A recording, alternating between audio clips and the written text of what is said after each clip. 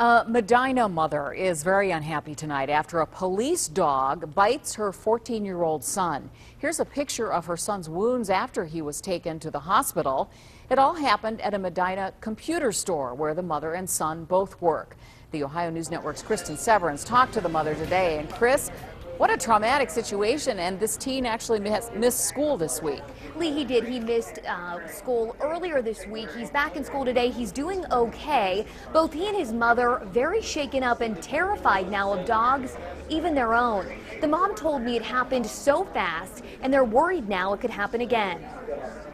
In seconds, Barb Smith says her son went from standing in front of this computer store to face down with a Lodi police dog clamped down on his arm. It should have never happened, and it can't ever happen again. She said it took 6 stitches to close the 14-year-old's wounds. He has one very large rip on the top of his arm and then 3 smaller holes. Smith works at Astro Computers in Medina. Her son does too, helping out with landscaping and yard work. A Lodi police officer came in to pick up a computer, and Smith asked if they could see the dog. The officer said, "Wait until he sniffs you first." He sniffed me, he sniffed Mason, my son, and then he grabbed his arm and pulled him about 5 to 6 feet down to the ground. Employees called 911 and Mason was taken to the hospital. He's a tough kid. The Lodi police chief would not go on camera because he told me this is under investigation.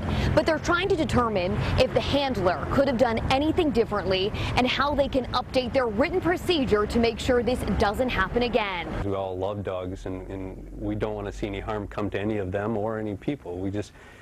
We're mostly concerned with the training of the dog and the handler as well, and making sure that, the public is protected. Smith told me the police department is paying for the hospital bills and medication, but she wants additional training for the dog as well. She says the whole thing changed both of them. I have a moment of fright every time I see even my own dogs and what damage they can do.